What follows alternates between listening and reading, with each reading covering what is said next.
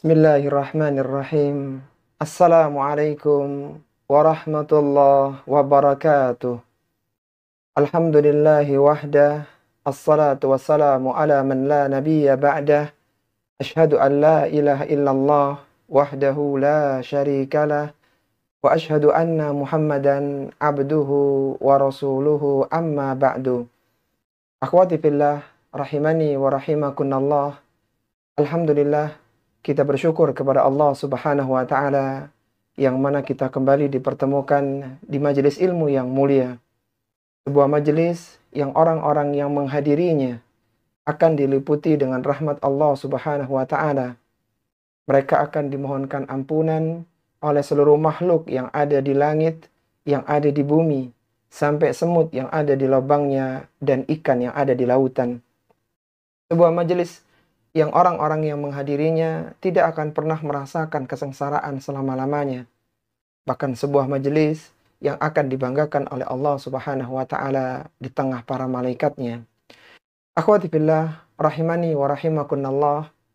Pada kesempatan kali ini, kita akan melanjutkan pembahasan tafsir di Juz Amma, dan kita telah masuk pada surat yang kedua, yaitu surat An-Nazi'at.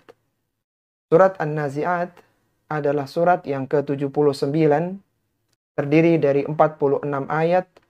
Surat ini Allah turunkan sesudah Allah Subhanahu wa Ta'ala menurunkan surat An-Naba, dan ijma' para ulama bahwasanya surat ini adalah surat Makkiyah, artinya surat yang diturunkan sebelum hijrahnya Nabi sallallahu alaihi wasallam ke Madinah. Allah Subhanahu wa Ta'ala berfirman, A'udzu billahi minasyaitonir rajim. Bismillahirrahmanirrahim. Wan nazi'ati gharqa. Allah Subhanahu wa Ta'ala bersumpah dengan An-Nazi'at. Kita tahu bahwasanya di antara ciri-ciri surat Makkiyah, kalau tidak diawali dengan al-huruful muqata'ah, dengan huruf yang terputus-putus seperti alif, lam, mim, alif, lam, ra, qaf, nun, dan yang semisalnya, maka biasanya diawali dengan sumpah. Dan di dalam surat An-Nazi'at ini, Allah Subhanahu wa Ta'ala mengawali dengan beberapa lapis sumpahnya. Yang pertama Allah menyatakan, wan-nazi'ati gharqa. Demi An-Nazi'at. Apa itu An-Nazi'at? An-Nazi'at adalah malaikat yang mencabut ruh orang-orang kafir dari jasad mereka. Dan malaikat pencabut ruh orang kafir ini disifati oleh Allah Subhanahu wa Ta'ala dengan gharqan, dengan keras. Mereka mencabut ruhnya orang-orang kafir dengan keras, dengan paksa. Allah Subhanahu wa Ta'ala bersumpah dengan malaikatnya yang mulia dengan berbagai tugas-tugas mereka yang menunjukkan kesempurnaan dan kecepatan malaikat dalam menjalankan perintah Allah Subhanahu wa Ta'ala. Para malaikat adalah makhluk-makhluk yang suci, yang tidak pernah mendurhakai Allah Subhanahu wa Ta'ala. Mereka senantiasa melakukan perintah yang Allah perintahkan kepada mereka. Dan tidaklah Allah Subhanahu wa Ta'ala bersumpah dengan sesuatu dari makhluknya, kecuali makhluk itu adalah perkara yang besar, baik secara zatnya dan merupakan tanda-tanda kekuasaan Allah Subhanahu wa Ta'ala. Kemudian Allah Subhanahu wa Ta'ala bersumpah yang kedua, wan-nasyitati nashta.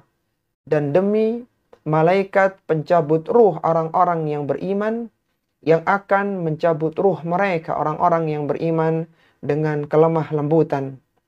Ruh orang-orang yang beriman akan diperlakukan baik oleh malaikat pencabut nyawa.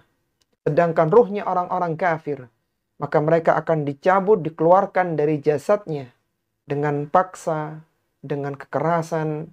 Bahkan ruhnya orang-orang yang murtad, yang keluar dari agama Islam, maka mereka ruhnya akan dicakar, ditarik dari duburnya dan dari wajah-wajah mereka, sehingga terpaksa ruhnya keluar dengan ketakutan.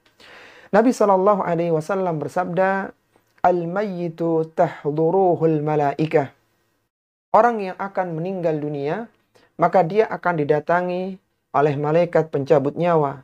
Fa idza kana ar-rajulu salihan, apabila dia adalah orang yang salih, orang yang baik, orang-orang yang beriman, qalu ukhruji ayyatuhan nafsut tayyibah. Keluarlah wahai jiwa yang baik, kana fil jasadit tayyib, yang berada di dalam tubuh yang baik pula. Kita tahu agama Islam adalah agama yang mengatur segala sisi kehidupan manusia, baik perkara yang besar maupun perkara yang kecil, baik masalah kesehatan dan yang lainnya yang sangat bermanfaat untuk kehidupan manusia. Sampai-sampai Salman Al-Farisi ketika ditanya oleh orang-orang musyrik, "Qad ta'allam, apakah nabimu telah mengajarkan semua perkara dalam urusan, dalam segala hal?" Kata Salman Al-Farisi, "Ajal," kata dia, "iya. Nabiku mengajarkan semua hal, sampai perkara buang hajat pun diajarkan di dalam agama Islam yang mulia ini." Maka menjadilah seorang muslim dan muslimah orang yang baik dalam jasadnya. Ukhruji hamidatan, keluarlah dengan mulia, wa abshiri biruhin wa raihan wa rabbin ghairi ghadban. Keluarlah dengan bau yang harum, dengan rahmat dan wangian, dan Rob yang tidak murka kepadamu. Fala yazalu yuqalu laha hatta takhruja. Dikatakan seperti itu kepada ruh tersebut sampai ruh itu benar-benar keluar. Thumma yukhriju biha ila sama. Kemudian ruh itu diangkat ke langit. Fatuftahu laha. Dan pintu-pintu langit dibuka. Orang-orang yang hadir di majelis ilmu akan dibanggakan oleh Allah Subhanahu wa ta'ala di kalangan para malaikat yang ada di langit. Sehingga ketika pintu langit dibuka, maka ruh itu bukanlah ruh yang asing bagi mereka, bukanlah nama yang asing bagi para penghuni langit. Fayuqalu man hadha. Ditanyakan kepada dia, man hadha, siapa ini? Fayaqulun, maka para malaikat yang membawa ruhnya mengatakan, fulan. Fayuqalu marhaban bin nafsit tayyibah. Selamat datang wahai jiwa yang baik. Kanat fil jasadi tayyib, yang berada di dalam jasad, dalam tubuh yang baik pula. Udkhuli hamidatan wa abshiri bi ruhin wa raihanin wa rabbin ghairi ghadban. Masuklah, keluarlah dengan mulia, masuklah ke dalamnya dengan mulia, dan bergembiralah dengan harum, dengan aroma yang harum, wangian, dengan rahmat, dan juga Rabb yang tidak marah kepadamu. Fala yazalu yuqalu laha dzalika hatta yantahiya biha ila sama' allati fiha Allah Azza wa Jalla. Dan terus dikatakan sedemikian rupa sampai langit yang Allah Subhanahu wa ta'ala berada. Fa idza kana ar-rajulu su', apabila yang keluar itu, yang meninggal itu adalah orang yang buruk, qala, maka dikatakan kepada malaikat kepadanya, ukhruji ayyatuhan nafsul khabithah, keluarlah wahai jiwa yang buruk, kanat fil jasadil khabith, yang berada dalam tubuh yang buruk pula. Orang-orang yang tidak memahami agama Islam, yang tidak mengikuti syariat agama Islam, maka hidup mereka berdasarkan hawa nafsunya, sehingga jiwa mereka buruk dan tubuh mereka pun rusak. Ukhruji dhamimatan wa abshiri bihamimin wa ghassakin. Bergembiralah engkau, keluarlah engkau dengan kehinaan, dan bergembiralah dengan hamim, yaitu air yang sangat panas, dan ghassak, yaitu nanah dan kotoran orang-orang penghuni neraka. Wa akhara min syaklihi azwajin fala yazalu yuqalu laha dzalika hatta yakhruja.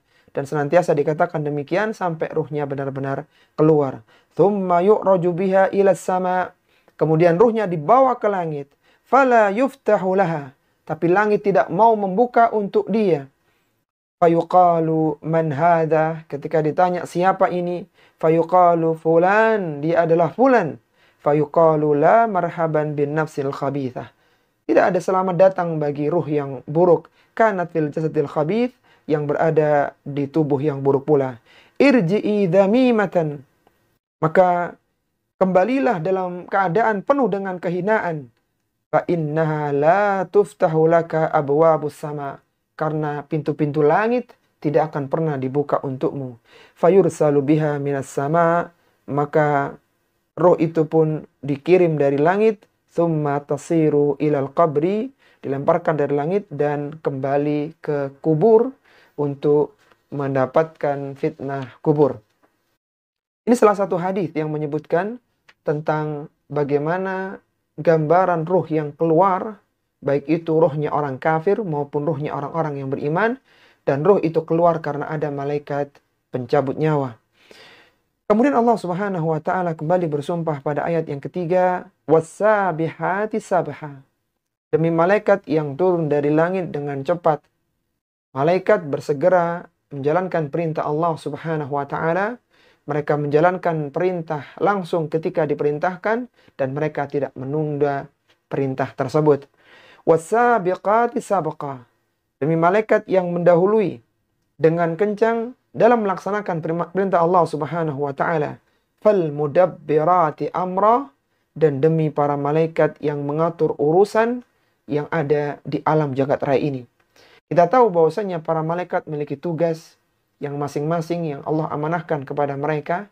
Ada malaikat pembagi rizki, ada malaikat bertugas penjabut nyawa, ada malaikat yang bertugas untuk menurunkan wahyu, mencatat amalan manusia, malaikat pembagi rahmat dan yang lainnya. Mereka menjalankan tugasnya masing-masing. Yauma tarjufur rajifah tatba'uha radifah. Pada hari ketika tiupan yang pertama yang menggoncangkan jagat raya, tatba'uha radifah, dan tiupan itu akan diikuti dengan tiupan yang kedua. Pada hari kiamat, ketika tiupan sangkakala yang pertama yang ditiup oleh malaikat Israfil menggoncangkan seluruh jagat raya, mengejutkan manusia, baik yang ada di dunia maupun yang ada di alam kuburnya. Kecuali orang-orang yang diselamatkan oleh Allah Subhanahu wa taala dari keterkejutan, tiupan kehancuran. Di antaranya adalah para syuhada, itu orang-orang yang meninggal di medan peperangan untuk meninggikan kalimat Allah Subhanahu wa taala. Maka tiupan yang pertama itu akan diiringi dengan tiupan yang kedua. Tiupan yang pertama adalah tiupan kehancuran yang menghancurkan seluruh jagat raya, kecuali makhluk-makhluk yang dikecualikan oleh Allah Subhanahu wa taala. Di antara yang tidak ikut hancur adalah surga, neraka, arash, kursi, ruh, dan ajbuz zanab, yaitu tulang ekor. Kemudian akan datang tiupan yang kedua, yaitu tiupan kebangkitan. Manusia akan bangkit dari kuburan mereka menuju ke mahsyar. Maka hendaknya orang-orang yang beriman, mereka segera kembali kepada Allah. Mereka segera bertaubat kepada Allah Subhanahu wa taala. Mereka kembali ke jalan-jalan kebenaran sebagaimana yang Allah perintahkan sebelum datangnya tiupan sangkakala pada hari kiamat. Diriwayatkan dari Ubay bin Ka'ab radhiyallahu taala anhu, ia mengatakan, kana Rasulullah sallallahu alaihi wasallam idza dhahaba thulutsal laili qama. Rasulullah sallallahu alaihi wasallam ketika lewat sepertiga malam, maka beliau bangun dari tidurnya. Faqala, dan beliau bersabda, ya ayuhan nas uzkurullaha uzkurullaha. Wahai sekalian manusia, ingatlah kalian kepada Allah, ingatlah kalian kepada Allah. Ja'atir rajifah tatba'uha radifah. Akan datang tiupan yang pertama yang menggoncangkan jagat raya, dan itu akan diikuti dengan tiupan yang kedua. Ja'al mautu bima fihi. Ja'al mautu bima fihi. Ketika itu akan terjadi kematian di mana-mana. Manusia mati, seluruh makhluk mati ketika kejadian goncangan yang sangat besar itu. Dan ketika itu tidak ada lagi kesempatan untuk beramal. Qulubu yawma idzi wajifah. Hati-hati manusia ketika terjadi goncangan itu, mereka dalam kondisi ketakutan. Mereka ketakutan melihat peristiwa yang dahsyat, yang mengerikan pada hari kiamat. Absaruha khasyi'ah. Pandangan mereka tertunduk hina, diliputi dengan kekecewaan dan penyesalan. Mereka kecewa karena mereka tidak mempersiapkan bekal untuk kehidupan setelah kematiannya. Dan mereka menyesal kenapa mereka tidak bertobat dari dosa dan kemaksiatan. Dan mereka tidak memperbanyak amalan-amalan kebaikan. yaquluna a inna lamarduduna fil hafirah. Orang-orang kafir akan mengatakan, apakah sungguhnya kami benar-benar akan dikembalikan pada kehidupan yang semula? Maka mereka akan bertanya, apakah kami akan benar-benar dibangkitkan kembali seperti sedia kala? Apakah kami akan hidup kembali setelah kami mati dan dimasukkan ke liang kubur? Aidza kunna idhaman nakhirah. Apakah kami akan dibangkitkan juga? Qalu tilka idzan karratun khasirah. Apabila kami telah menjadi tulang belulang yang hancur, maka mereka berkata, jika demikian, ini adalah pengembalian yang merugikan. Jadi mereka orang-orang kafir tidak percaya dengan hari kebangkitan. Mereka meragukan hari kebangkitan, sehingga kehidupan mereka berada dalam dosa dan kemaksiatan. Fa innama hiya zajaratu wahidah. Sesungguhnya mengembalikan mereka itu, menghidupkan mereka kembali hanya dengan satu tiupan saja. Fa'idahum bisahirah, maka tiba-tiba mereka kembali di permukaan bumi. Mereka kembali bangkit, mereka dibangkitkan kembali yang sebelumnya mereka terkubur di dalam perut bumi. Mereka bangkit hanya dengan satu tiupan saja, yaitu tiupan kebangkitan. Kemudian setelah Allah Subhanahu wa Ta'ala menyebutkan tentang gambaran kehidupan pada hari kiamat, kebangkitan pada hari kiamat, maka Allah Subhanahu wa Ta'ala mengkisahkan tentang Nabi Musa alaihissalatu wassalam, yaitu seorang nabi yang terbaik di kalangan Bani Israel. Allah berfirman, hal ataka hadithu Musa. Apakah telah sampai kepadamu wahai Rasulullah sallallahu alaihi wasallam kisah tentang Nabi Musa? Nabi Musa adalah nabi yang terbaik di kalangan Bani Israel, yang kisahnya banyak disebutkan dalam Al-Quran. Meskipun kisah Nabi Musa tidak diceritakan secara utuh dalam satu ayat, dalam satu surat, akan tapi terpotong-potong dalam beberapa ayat atau bahkan dalam beberapa surat. Di antaranya adalah kisahnya Nabi Musa alaihissalatu wassalam ketika berdakwah kepada Fir'aun. Waktu itu, Fir'aun mendapatkan informasi dari penasehatnya yang menyatakan bahwasanya akan ada laki-laki dari kalangan Bani Israel yang akan meruntuhkan kekuasaannya. Maka Fir'aun mengeluarkan kebijakannya, mengeluarkan perintahnya untuk membunuh semua bayi laki-laki Bani Israel. Maka semua wanita-wanita yang melahirkan, yang bayinya laki-laki dieksekusi oleh Fir'aun dan pasukannya. Maka ketika itu, ibunya Nabi Musa alaihissalatu wassalam, yang memiliki bayi Nabi Musa yang kecil, diberikan ilham oleh Allah Subhanahu wa Ta'ala untuk meletakkan Nabi Musa yang kecil di sebuah tempat dan dihanyutkan di sungai Nil. Maka hanyutlah bayi kecil Musa alaihissalatu wassalam dan sampai di istananya Fir'aun. Maka saat itu ditemukanlah oleh Asiyah binti Muzahim, istrinya Fir'aun, dan istrinya Fir'aun mengatakan, engkau boleh mengeksekusi seluruh bayi laki-laki kecuali anak ini. Aku suka dengan anak ini. Maka karena itu adalah permintaan istrinya, maka Fir'aun pun mengizinkan. Maka beradalah Nabi Musa kecil di tengah-tengah istananya Fir'aun. Karena masih bayi dan membutuhkan ASI, maka dibukalah sayembara siapa yang bisa memberikan susu kepada bayi itu, maka dia akan berada di istana. Dan yang bisa memberikan ASI hanyalah ibunya Nabi Musa, sehingga akhirnya Nabi Musa pun bertemu dengan ibunya di istananya Fir'aun. Dan tumbuhlah Nabi Musa alaihissalatu wassalam di kerajaan Fir'aun sampai menjadi besar, dan sampai akhirnya diutus menjadi seorang Nabi dan Rasul dan mendakwahi Fir'aun.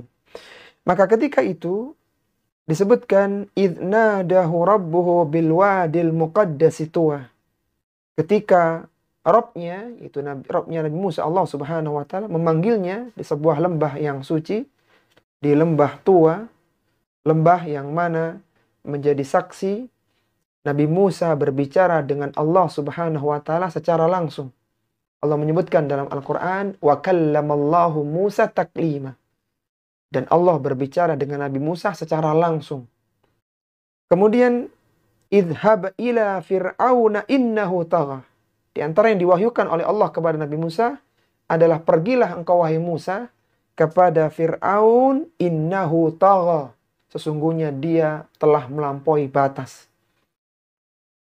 Dan Nabi Musa waktu itu meminta agar ditemani dengan saudaranya Harun untuk bisa berdakwah kepada Fir'aun. Faqul hal laka ila an tazakka. Katakanlah kepada Fir'aun, apakah engkau mau menyucikan diri, wahai Fir'aun? Engkau taat kepada Rabb pencipta alam, Allah subhanahu wa ta'ala. Wa ahdiyaka ila rabbika fatahsya. Kalau engkau mau, wahai Fir'aun, maka aku akan membimbingmu ke jalan Rabbmu, agar engkau takut kepadanya.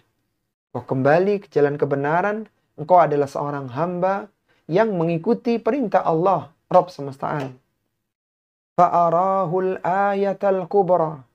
Maka Nabi Musa menunjukkan mujizat yang besar kepada Fir'aun. Mujizat Nabi Musa sangat banyak. Diawali dengan tongkat yang bisa berubah menjadi ular. Dan diakhiri dengan tongkat yang bisa membelah lautan.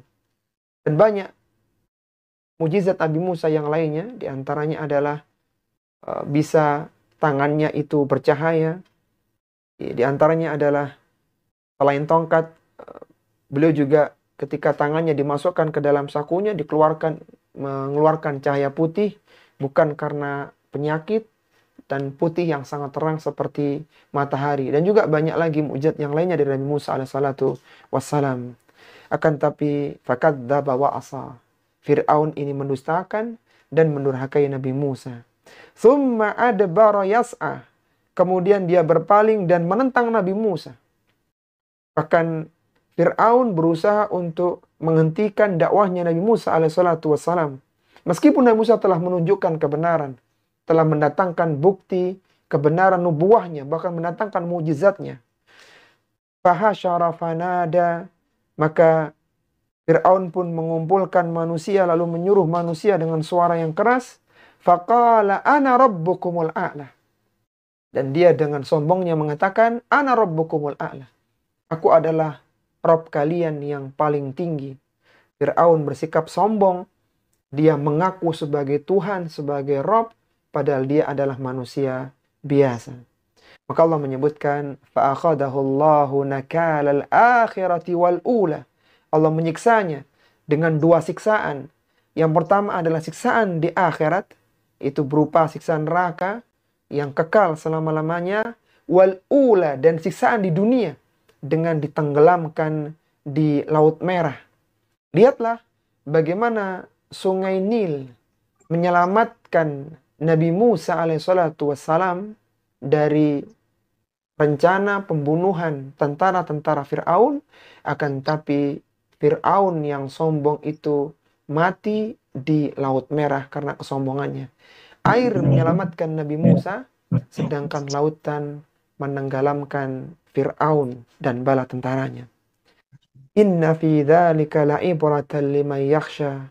Sesungguhnya pada yang demikian itu, pada kisah Fir'aun tersebut, ada pelajaran bagi orang-orang yang takut kepada Rabb-nya. Orang-orang yang beriman akan mengambil ibrah, bahwasanya orang-orang yang sombong akan dihinakan oleh Allah subhanahu wa ta'ala. Kemudian Allah subhanahu wa ta'ala menyebutkan kekuasaannya. A'antum asyaddu khalqan amis sama'u banaha. Apakah kalian lebih sulit penciptaannya daripada langit yang Allah telah membangunnya? Langit adalah makhluk yang terbesar yang bisa dilihat oleh mata manusia ketika di dunia. Kalaulah Allah subhanahu wa ta'ala mampu membangun langit yang besar, yang tidak ada keretakannya, yang tidak ada tiang penyangganya, yang dihiasi dengan bintang gemintang, rembulan, bahkan matahari. Allah mampu membuatnya. Allah mampu menciptakannya. Apakah menciptakan manusia yang kecil itu sulit bagi Allah subhanahu wa ta'ala? Tentunya tidak ada kesulitan sama sekali. Rafa'a samkaha fasawwaha. Allah yang meninggikan langit tersebut tanpa tiang. Dan Allah subhanahu wa ta'ala yang menjadikan sempurna, tidak ada keretakan dan tidak ada kejanggalan. Di antara hikmah ditinggikannya langit rafa'at samkaha. Di antara hikmah ditinggikannya langit agar berhembus udara antara langit dan bumi. Sehingga manusia bisa hidup di antara langit dan bumi. Kita bisa bayangkan ketika langit itu dekat, maka kondisi bumi akan sangat panas. Kondisi udara akan tidak nyaman. Sebagaimana rumah ketika atapnya pendek, maka seorang akan merasa pengap, merasa tidak nyaman dalam bernafas. Maka di antara nikmat adalah ditinggikannya langit oleh Allah Subhanahu wa ta'ala. Wa aghtasha laylaha wa akhraja duhaha. Allah jadikan malamnya gelap gulita dan menjadikan siangnya terang benderang. Jadikan langit itu ada matahari dan rembulan. Ketika datang waktunya istirahat, maka matahari tenggelam berganti dengan rembulan. Sehingga menjadi gelap, sehingga manusia bisa beristirahat untuk mengembalikan metabolisme tubuh-tubuhnya. Ketika keesokan paginya keluarlah matahari yang terang, sehingga memudahkan manusia dalam beraktivitas dengan berbagai kegiatan-kegiatan mereka. Wal arda ba'da dzalika dahaha. Dan bumi sesudah itu dihamparkan oleh Allah Subhanahu wa ta'ala. Dan bumi sesudah penciptaan langit dihamparkan oleh Allah Subhanahu wa ta'ala dengan ditebarkan berbagai manfaat di dalamnya. Bumi lebih dahulu diciptakan sebelum langit, namun Allah Subhanahu wa ta'ala menghamparkan bumi setelah penciptaan langit. Akhraja minha ma'aha wa mar'aha. Dan dia memancarkan dari bumi mata air, sungai-sungai, lautan, sehingga keluarlah tumbuh-tumbuhan. Wal jibala arsaha. Dan gunung-gunung dipancangkan di muka bumi ini agar bumi tidak bergoncang, agar lempeng-lempeng bumi tidak bergoyang, sehingga manusia bisa hidup di atas permukaan bumi. Mata'an lakum wa li'an'amikum. Semuanya itu adalah untuk kesenangan kalian, wahai manusia, dan juga untuk binatang ternak kalian. Manusia bisa mengembalakan ternaknya di muka bumi ini, dan ketika mereka membutuhkan, maka ternak itu bisa dikonsumsi, bisa digunakan untuk kendaraan, dan yang lainnya. Kemudian setelah itu Allah Subhanahu wa ta'ala menyebutkan tentang kejadian hari kiamat. Fa'idha ja'atit tammatul kubra. Apabila telah datang malapetaka hari kiamat yang sangat besar. Sebuah malapetaka yang menggoncangkan dunia dengan kehebatan yang luar biasa. Yang belum pernah ada sebelumnya. Yang menghancurkan segala sesuatu yang ada. Yauma yatadakkarul insanu ma sa'a. Ketika hari kiamat itu terjadi, maka manusia akan teringat tentang apa yang telah dikerjakannya ketika di dunia. Baik itu berupa kebaikan, berupa amal salih, dan juga kemaksiatan, dan juga keburukan. Dia akan ingat tentang dosa-dosa yang pernah dilakukan, demikian pula kebaikan yang pernah ditunaikan. Wa burrizatil jahimu liman yara. Dan diperlihatkan neraka dengan jelas kepada orang-orang yang melihat.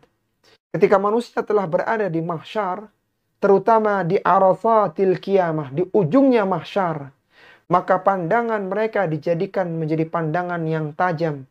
Artinya pandangan yang tidak menjadikan seorang pingsan ketika melihat gambaran-gambaran yang mengerikan, api yang menyala-nyala, mereka tidak pingsan. Dan dijadikan mata mereka bisa melihat tanpa ada kabur, tanpa ada gangguan sedikit pun. Wa burrizatil jahimu liman yara. Ketika itu datanglah neraka jahanam yang besar dan mereka melihatnya. Penghuni mahsyar melihat kedatangan neraka yang sangat besar yang memiliki 70.000 tali kekang dan setiap tali kekangnya ditarik oleh 70.000 malaikat. Fa amma man tagha. Maka adapun orang-orang yang melampaui batas, yang mengisi hari-harinya dengan kekufuran dan kemaksiatan, yang mereka tidak mau beribadah kepada Allah Subhanahu wa ta'ala. Wa atharal hayatad dunya. Mereka mengutamakan kehidupan dunia daripada kehidupan akhirat. Dunia mereka mengalahkan mereka dari kehidupan akhirat. Fa innal jahima hiyal ma'wa. Maka sungguhnya nerakalah tempat kembali mereka. Mereka akan kembali ke dalam neraka untuk mendapatkan siksaan dari Allah Subhanahu wa ta'ala. Wa amma man khafa maqama rabbih wa nahan nafsa 'anil hawa. Adapun orang-orang yang takut dengan kebesaran Rabb-nya wa nahan nafsa 'anil hawa, dan mereka menahan jiwa dari hawa nafsunya. Mereka menundukkan hawa nafsunya, menundukkan keinginan syahwatnya sebagai bentuk ketaatan kepada Allah Subhanahu wa taala. Fa innal jannata hiyal ma'wa, maka tempat kembali mereka adalah di surga. Bagi orang-orang yang takut bertemu dengan Allah Subhanahu wa taala, bagi orang-orang yang takut karena banyak kesalahan-kesalahan yang telah dilakukannya, maka hendaknya dia berangkat pagi. Dia segera mengisi sisa usianya dengan berbagai amalan-amalan yang utama. Barang siapa yang berangkat pagi, niscaya akan segera sampai ke tujuan. Dan ingatlah bahwasanya Allah Subhanahu wa taala memiliki dagangan yang sangat mahal, dan dagangan Allah Subhanahu wa taala itu adalah surga. Nabi SAW bersabda, "Man khafa adlaja, wa man adlaja balagal manzila, ala inna sil'atallahil ghaliyah, ala inna sil'atallahil jannah." Barang siapa yang takut atas kehidupan setelah kematian, takut ketika dibangkitkan pada hari kiamat, adlaja, dia harus berangkat pagi, dia harus berpagi-pagi, dia harus segera beramal. Wa man adlaja balagal manzila. Barang siapa yang berangkat pagi, maka dia segera sampai ke tujuannya. Ala inna sil'atallahil ghaliyah. Ingatlah bahwasannya dagangan Allah Subhanahu wa taala itu sangat mahal. Ala inna sil'atallahil jannah. Dan ingatlah bahwasanya dagangan yang mahal itu adalah surga Allah Subhanahu wa taala. Siapakah yang menukarkan hari-harinya untuk mendapatkan surga Allah Subhanahu wa taala, maka dia yang beruntung. Barang siapa yang menyia-nyiakan usianya, waktunya dengan kemaksiatan dan keburukan, maka dia akan celaka. Maka Allah Subhanahu wa taala telah menyediakan bagi orang-orang yang beriman surga dengan sebuah kenikmatan yang tidak pernah dilihat oleh mata. Kenikmatan yang belum pernah terdengar dalam telinga manusia. Kenikmatan yang belum pernah terbersit dalam hati-hati manusia. Allah Subhanahu wa taala berfirman dalam hadis qudsi, "A'dadtu li ibadiyas salihin ma la ainun ra'at wa la udhunun sami'at wa la khatara ala qalbi bashar." Aku telah menyediakan surga dengan berbagai kenikmatannya. Kenikmatan yang tidak pernah dilihat oleh mata manusia. Wa la udhunun sami'at. Kenikmatan yang tidak pernah didengar oleh telinga-telinga manusia. Wa la khatara ala qalbi bashar. Dan tidak pernah terbersit dalam hati manusia. Kemudian Allah Subhanahu wa taala menyebutkan, "Yas'alunaka 'anis sa'ati ayyana mursaha, fima anta min dzikraha." Orang-orang kafir bertanya kepada Rasulullah sallallahu alaihi wasallam, kapan kiranya kiamat itu terjadi?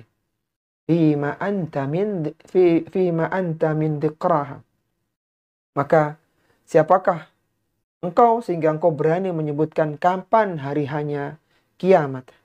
Kita tahu bahwasanya kiamat pasti akan terjadi, tapi kapan hari kiamat terjadi tidak ada yang tahu.